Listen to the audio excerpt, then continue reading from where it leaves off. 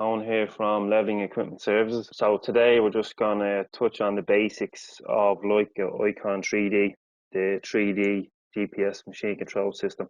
This is going to be the first of a series of training sort of tutorial videos I'm going to do specifically for machine control.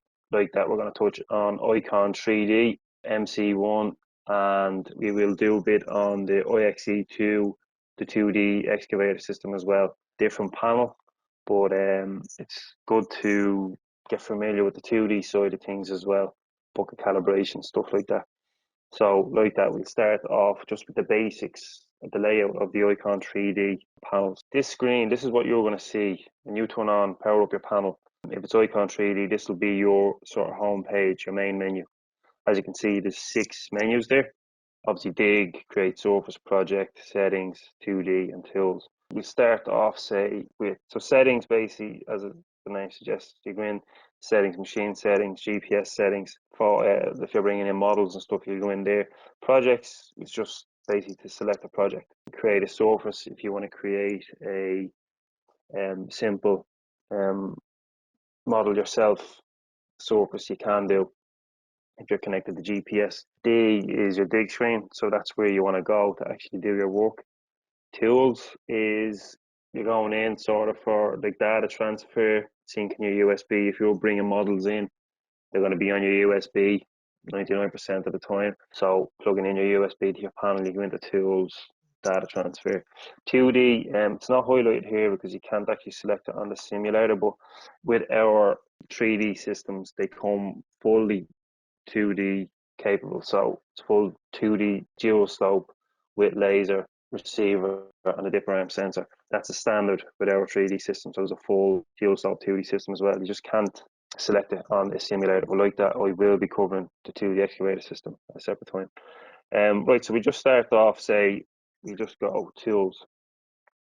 So this is where you're going to be like that if the majority of the time if you're bringing in files. So basically, as you can see, you have file manager. Survey isn't highlighted, you can't because we're not connected to GPS. With data transfer, themes, password, and about. So about is just sort of information on the current software. This is on 2.82.1. Lock ID is at 0. Obviously, it's a simulator, but your panel will have its own lock ID. They'll be highlighted in green, so you'll know what you actually have on your system.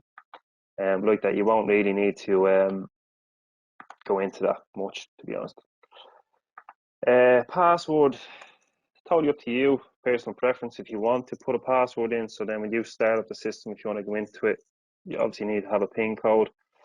So just select require authorization, put in your PIN verification, okay, and then you'll have to put that PIN in when you want to go in, when you start up your system and you want to use it.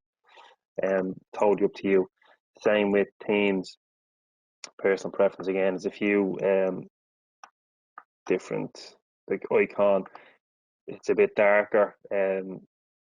Like some is totally up to you, whatever the operator wants, whatever he finds best. I like to leave it at flat light, should I say, because when you're on the dig screen, it's a bit brighter, like a sort of a greyish background, but we'll be going into that. So that's themes.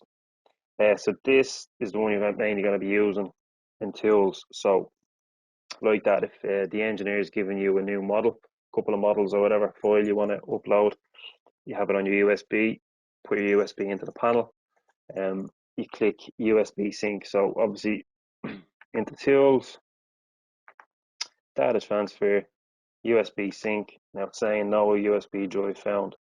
So if you have a USB in, it will you'll see a progress bar coming up and you'll see it bringing in all the newer models. And we will be doing that when I'm talking about sort of file formats and what you can do with them. We will demonstrate bringing the models in. Remote sync is sort of via Connex, stuff like that. So you don't really have to worry about that unless you have a Connex subscription. We can cover that again, a different one. Backup is basically you have your machine done, calibrated, everything's fine.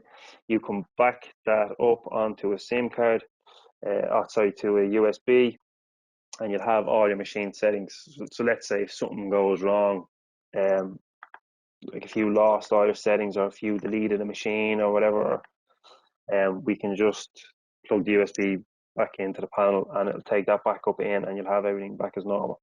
So it's just sort of a fail safe, you know. So that's tools, basically. File manager, you can view all your files. So LES Office, that's the project I have in. It's just a digital terrain model of the car park outside our offices. So you can see there's a couple of DXFs. There's DXF, .geo, TRM. So basically, I brought in a DXF and a TRM, same model, but the system actually converted the DXF that I brought in to its own TRM.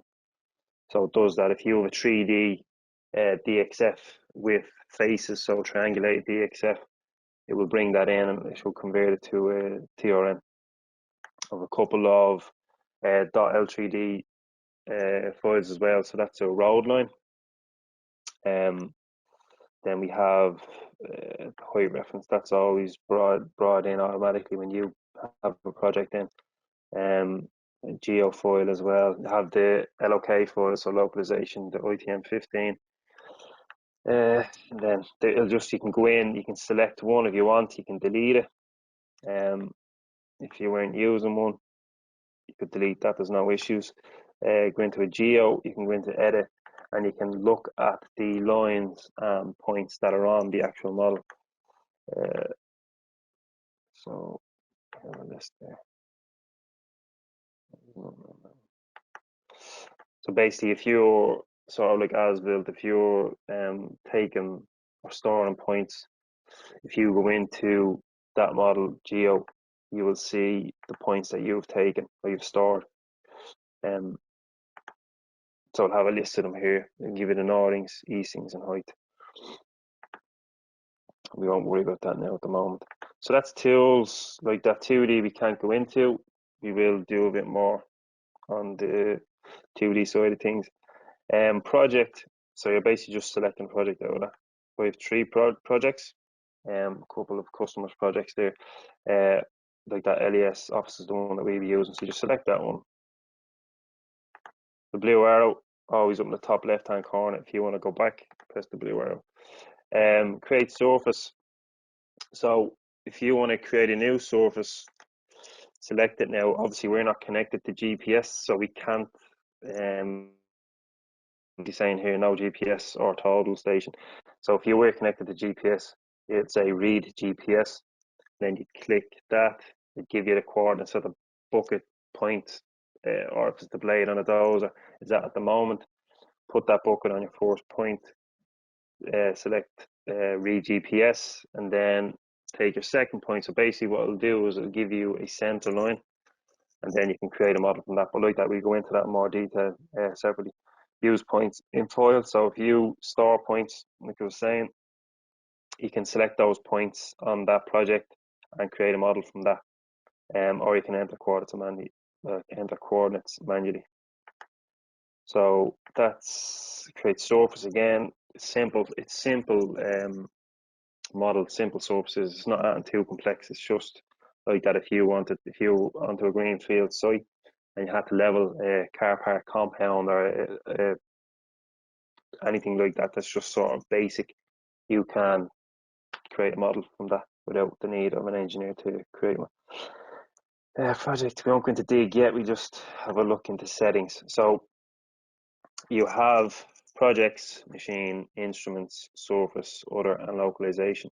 So projects, again, you're just selecting the active project, which is LES Office. You can add a new project as well. It's mainly done on the USB, but we go through that. So basically on the USB that you have for your machine, you will have an in folder and an out folder.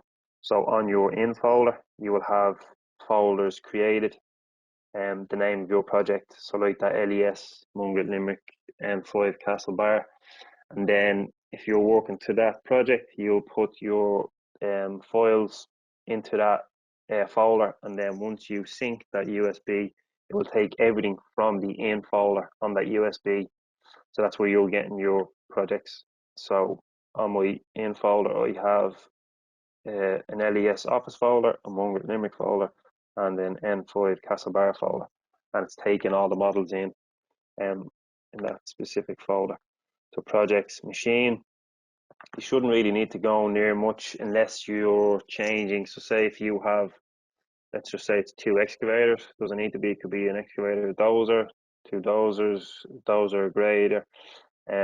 So basically you're swapping your CAD kit out. So you have 2 machines like a machine control ready, fitted with base kits, and then you have your CAD kit, which is your panel, your iCG82, say GPS receiver, and your 2 yellow CGA60s, which would be your antennas on the back of the machine if it's an excavator. So you're swapping those bits between the 2 machines. So say on a Tuesday you finish working on one side of the site, say let's just say it's a JCB excavator, you can sort of name it. So I have LES demo case. So you could name your excavator, you could put the serial number at the end, and then if you're swapping onto another machine the next morning, select that machine, and then you'll see on the panel here you have sort of like a sort of a rectangle shape with 2D settings, and you'll have load or store. So if you're putting the panel onto that cradle, you will load the settings from that cradle onto the panel. So all the settings are saved onto the docking station or the cradle to each machine. So you're taking the settings off that cradle, putting it on the panel, digging away with that machine. And then again, if you have to go back to the second machine, just select the other machine again and load settings from the cradle to that panel. So you don't really have to go near that much. It's just really if you're swapping between machines. If you have one machine, you shouldn't really have to go near that again. That's done on calibration really. So instruments. So this is your sensor. Basically, this is where you're getting your GPS corrections. So road line demo sensor is what we'll be using because we're on a simulator on the laptop. Obviously, I'm not connected to GPS. So more than likely, you're going to be on GPS. You'll have iCON GPS 80. You can name that to whatever you want, like that. If you have 2 machines, you want to set up a profile for each iCG 80. So you could have iCON GPS 80 if it's a Hitachi ZX 130, whatever. And then Cabelco, another one, you'd have it a list. So you only have one there, but if you had another one, it'd be down here somewhere. So basically, this is where you're connecting up to GPS. So you have internal modem, N-trip, so that would be SmartNet license, SIM card job. Internal radio would be base station. So more than likely, it's either one of those 2. Up here you will have solution, satellites, and age. So solution should be at fix if you're receiving GPS corrections. Solution will be fixed. Satellites, dependent on how many satellites you're seeing, be 13, 14. Age is the frequency you're receiving corrections. So that'll be sort of seconds. So 1 second usually is you're receiving corrections every 1 second. So you're good to go. It'll come up and above that, so sort of it'll go up to 10 and greater. It means you're not sort of receiving corrections as quickly as you should be. So there could be an issue there. It could just be in a bad patch. You might have to track, or you might just have to wait a couple of seconds, a minute, just to get the corrections back on again. So I'm not really going to go into this. Say if we're in N-trip SmartNet, spanner button there, go into the settings. This is your SIM card. So say if we're using Vodafone, you have an APN, username, password, put those in, and if there is a PIN code on the SIM card, put in your PIN code, and you should get a green tick somewhere around about here. Move on to the next one, reference network, and depending on what your subscription is, say if it's SmartNet, it'll either be Max or IMAX. Select one of those, and then move on to your. So this will be your sort of SmartNet subscription. Have your N-chip server, port number, user ID and password specific to each SmartNet subscription. Then you will get a list of the mount points that you can select. It usually selects one automatically when you have all these selected. You should get a green tick here again and a green tick at the user ID. Once you have that, you start seeing this change. This will change to fix, and then your age should come down to 1 second. Once you have that, you're good to go. You're connected to GPS. So then again, internal radio, if you're connected to a base station, go into your settings. So basically you're going to be given a frequency that base station is putting out. Put in your frequency, and then radio protocol, depending on what the base station is, you will connect up to each one. And then again, you'll get solution satellites and age. Once they're all good, then you're good to go. Scroll over to page 2. You don't really have to worry about this. This is just done in calibration. CG80, you don't really have to touch that. This is your max CQ. So basically, if your CQ is above 50 mil, it's not going to let you dig. It's going to put up on the red, a red bar on the dig screen that your CQ is too high. You can bring that down to whatever you want. If you want to change that to 25 mil, and above 25 mil, it won't let you dig. But sort of 50 mil is standard, so we just leave that at 50.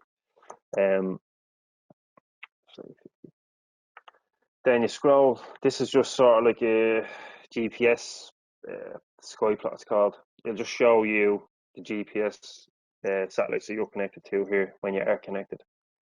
So that's all really. Save settings, yes. Just one thing I want to touch on with this, I've had it once or twice.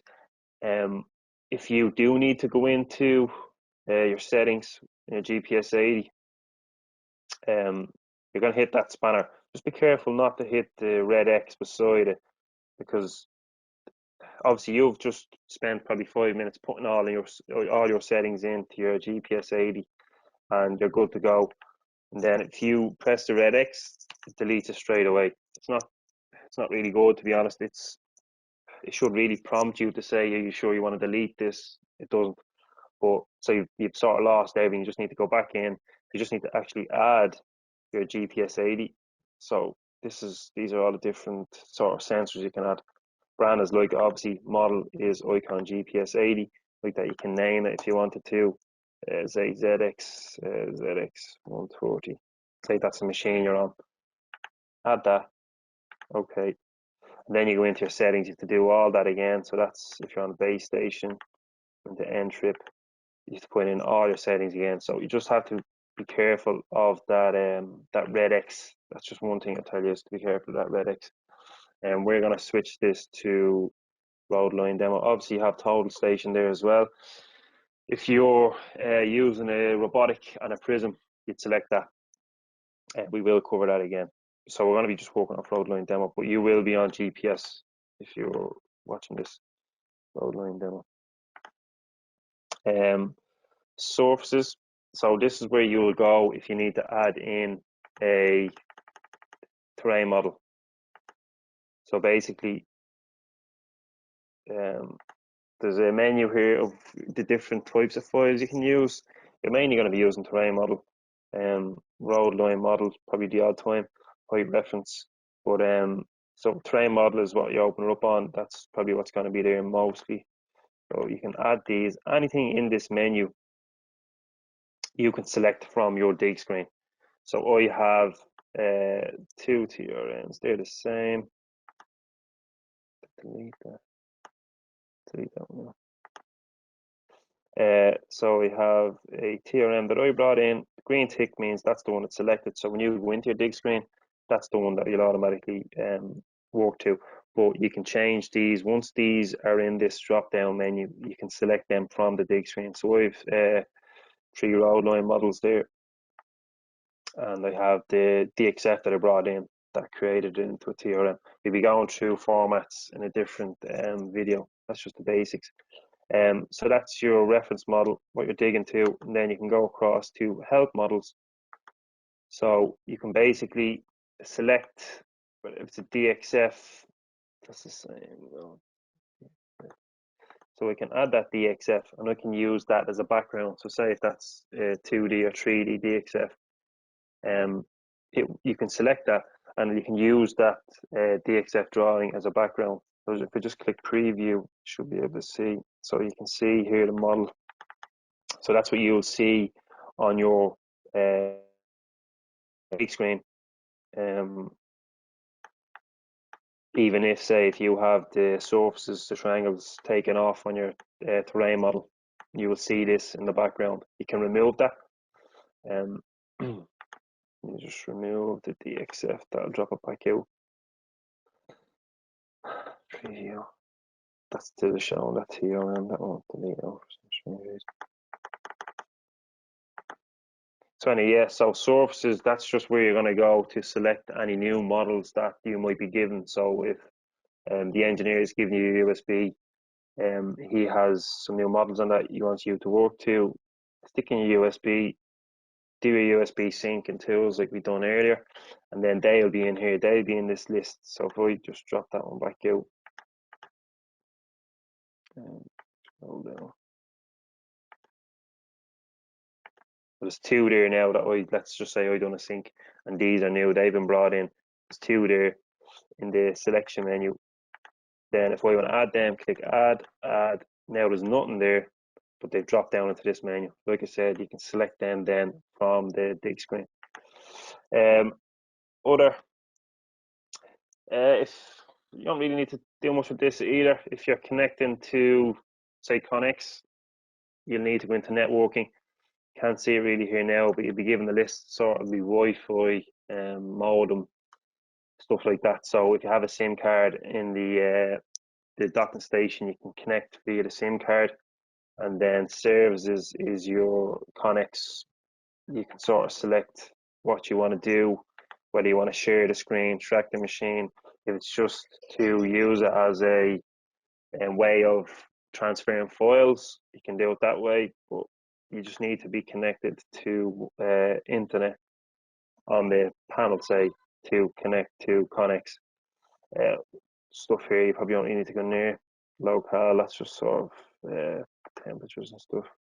Calibrate the screen. If you felt you need to calibrate the screen, you could do that, but you don't really need to go near that much. Localization. So this is your coordinate system that we're using at the moment, Irish TM rep underscore Ireland underscore 15. So that's specific to what that model's been working to. So if I go into that spanner, that's the geoid that I'm using as well. So if you just going to show you real quick. So if you go to a project and you start a new project, go back. I haven't got any models in this at the moment, so there's nothing there. As you can see, there's nothing there to take in. But then if I go to localization, there's nothing there again. So that's always blank when you start a new project. Just be aware of that. You'll need to go back in and select your localization file. So there's nothing there. Go to predefined. Australia comes up first because it's alphabetical. So even though I'll show you now, we're going to select Ireland. If you go back into that, it'll be Australia. It's just because it's alphabetical. Go down, Ireland. Now you'll see, all we have is ITM 15 at the moment. You might see ITM and 1975 in that list as well, depending on what you're working to. So you select ITM 15, use that geoid. So see 15, okay. So then it's selected up here. Okay. Now look, just if I go back into predefined, it's back on Australia. So that doesn't really matter. Just be aware of that. But you have this one selected, so you're good to go. So that's everything on this menu. We'll just show you here as well. See these sort of categories here. So project, machine, position sensor, reference model, hydraulic system. So they have to be filled before you can dig. So you see I have no reference model. If I go to dig, it's going to tell me reference model error. Please check your settings and try again. Okay. So I actually haven't got a reference model on this project at the moment. So we're just going to go back to LES Office. Okay, so back surface. Yeah, I have plenty of surfaces there.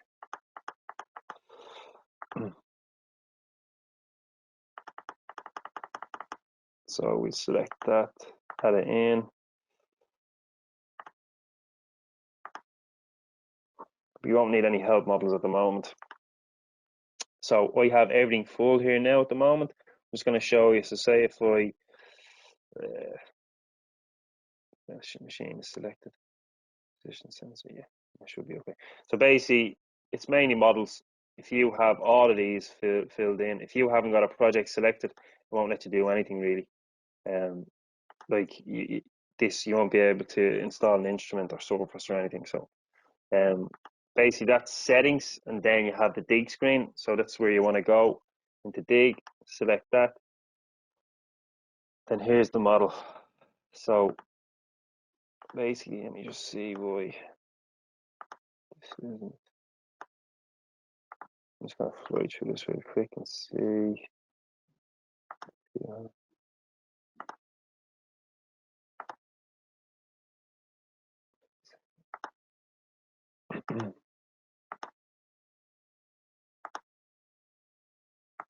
So I select, I just need a road line to work to on the simulator, so don't worry about that, you don't have to go near that.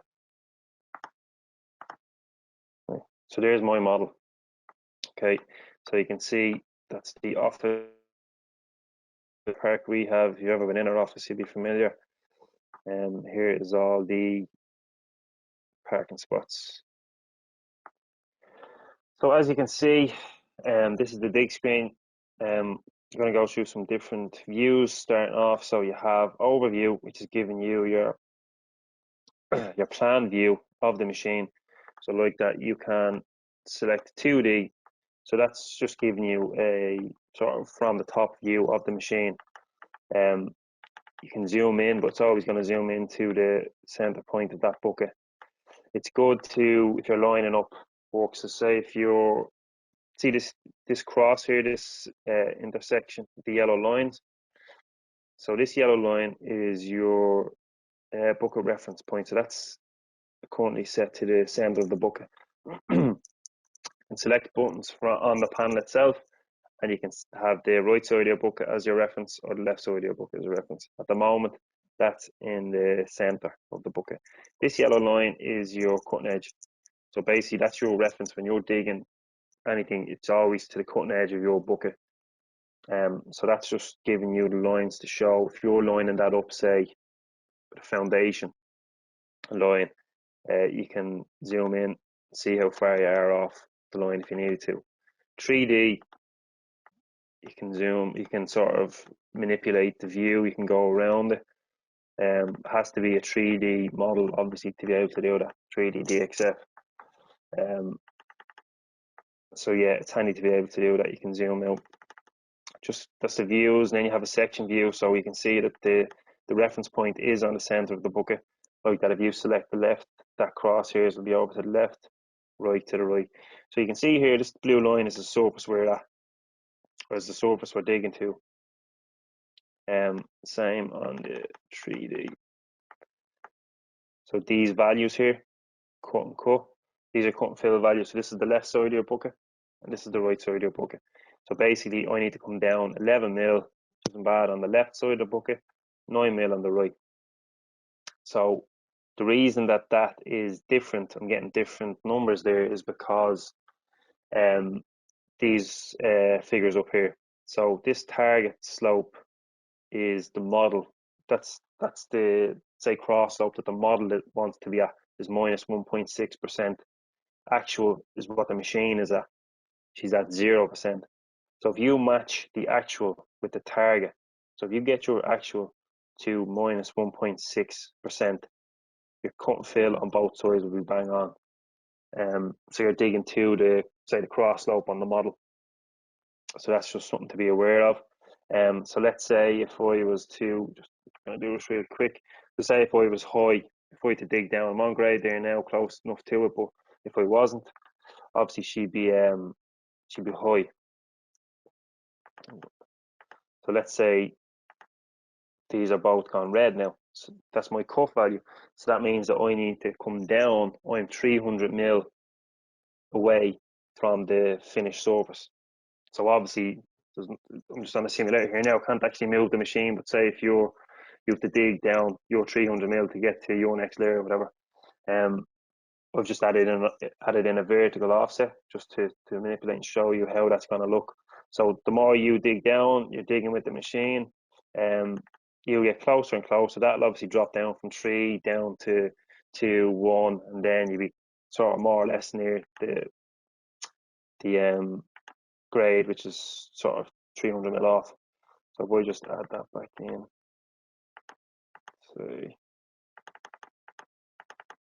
So I have no offset there now. The vertical offset has changed. So see my crosshairs here, there was something there. So we have 200 mil of a vertical offset. It's showing me that there now, and gone closer, and offset is gone, and I'm sort of 10, 12 mil. So then if I'm low, say if I've overdug, let me see, it's going to go blue. So that's at the telling me there now that I need to come back up sort of 90 mil to be on my finished grade, you know. But obviously, again, I've just added in the offset there to bring it down. But when you add in an offset, the sort of darker blue color remains your finished surface. This light blue color, that's with your offset. That's what you're digging to. That's your target. So like that, if I add in a bit more of an offset, you see that light blue bar dropping down further and further because I'm going further and further away. So I'm sort of nearly 500 mil off there now. So we take the offset out. View, extended overview. Similar, we'll give you a side view of the bucket. Again, you'll see as the machine is moving, you'll see that bucket curling. If you're opening up the bucket, that'll open up. If you're bringing it in, you'll bring it in. Same with the machine here. You'll see the bucket moving, you'll see the dipper arm moving, you'll see the boom moving, obviously rotating as well, slewing the machine. Plan view is just basically the model itself. Again, it's user preference, whatever you want to do. Section view, if you want to get really tight where you are off, obviously it's telling you there now. If you zoom in as close as you can just see the gap here on the left side, the gap here on the right. Just if you really need to get in there to see how far you are off. And this elevation, this is the target. This is what the machine is at the moment. Or should I say the model? The model is here. So 71.108 meters is what the model is at. We're at that here as well. So that will change. Let me see, view, profile view, side view, arrow. I've never used it. Cut and fill. It's probably handy more so on a dozer. Overview tends to be the one that most operators use, but again, it's personal preference. Tools wise, configure models is where, now I've only one model in there at the moment. I can drop a couple more in there, so you can configure models and select. You can select what model you're going to dig to. There's other functions there. Again, you've seen the vertical offset. I don't really want to get into these at the moment. We can do a separate video on them. So basically, this is just what you're going to see when you're digging. That's your model. That's what you're digging to. It's telling you how far you are off vertically from that surface. You're 10 mil. You can turn off the triangles if you like. That's where a help model would come in handy. So say if we draw triangles, untick that, go back. Now I'm not seeing anything there. Okay. If I go back into surface, that's the model I'm using at the moment. Select this one. So you want to go into help. So it's a DXF that I'm using. I'll select DXF. There's the help model, Eliasov's car park DXF. Add that. Now if I go back into dig, so basically I'm still on that same model. So if I go into configure models, you see I have two of them there now. I'll drop that other one in. So if you have 5 models, you get a list of 5. The one with the green tick is the one that you're working to. So if I select that one, you see it changing in the background. I haven't turned off the triangles on that yet. That one I have. So configure models. I have the triangles taken off. Because I have that help model, the DXF in the back, I'm using that for position. So I'm still using the terrain model for height, but you can see that just for guidance, I have sort of an image, the DXF image on the background. It's not really anything other than a reference. Like I can't dig to that DXF the way it is. Like if I'm not using the TRM, the terrain model, it's not going to give me any cut and fill values. we select this one. It's basically the same model. We still have the triangles drawn on that one. So the DXF is still there. It's just changed slightly because the triangles on the TRM has sort of overlapped it. So basically that's it for now. We've gone through sort of the basics that you need just to sort of to maneuver around the menu, say, to navigate. Like that 2D, I can't go through. I will go through that at a different time on a 2D system. But basically, once you've done all that, if you come in the morning, then the next morning, turn on your panel, you can go straight to dig if you haven't changed anything. So one thing as well, obviously, it takes a couple of minutes for the system to initialize GPS. So if you go straight into dig, once that turns on, it's already here now because it's a simulator, but it'll come up on the red bar on the screen saying initializing and CQ out and everything. So give it a minute or two, let it all initialize, and then that'll clear off. I just tend to leave it in the home screen for a couple of minutes and then go into it. But other than that, that's it for the first video. Clock down here, really, it's totally set the time and date. And then this bar here is like that, the network I was telling you. So if your panel is connected to the internet via Wi-Fi or like a hotspot or a SIM card, you get these yellow bars will be solid. Other than that, they wouldn't be there. Turn off the panel, select the red button, shut down, yeah, and you're saving the configuration, yes, and that's it. The panel will turn off eventually, and then you can remove your panel. Yeah, so basically that's it, guys. We will be doing a few more videos going more in depth on selecting models, putting them in the folder on the USB, and uploading them, selecting them, and again going through the different formats of what you can do with a DXF, a 2D or 3D, or an XML, road line, a geo. We'll be going through different functions that you can do with them, what they're used for. But yeah, we call it the but appreciate it. Thanks, guys.